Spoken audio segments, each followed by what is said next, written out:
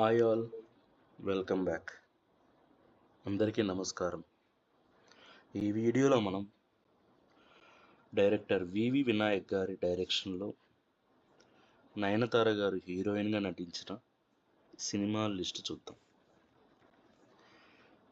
వివి వినాయక్ గారి డైరెక్షన్లో నయనతార గారు హీరోయిన్గా, విక్టరీ వెంకటేష్ గారు హీరోగా వచ్చిన సినిమా లక్ష్మి. ఈ సినిమా 14 జనవరి 2006లో రిలీజ్ అయింది. సంక్రాంతికి రిలీజ్ అయింది. అలాగే వి వినాయక్ గారి డైరెక్షన్లో ప్రభాస్ గారి హీరోగా, నయనతార గారు హీరోయిన్గా వచ్చిన సినిమా యోగి. ఈ సినిమా 14 జనవరి 2007కి రిలీజ్ అయింది. ఈ సినిమా కూడా సంక్రాంతికి రిలీజ్ అయింది.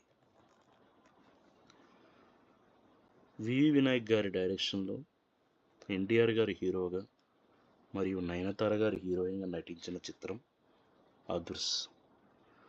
ఈ సినిమా 13 జనవరి 2010లో రిలీజ్ అయింది.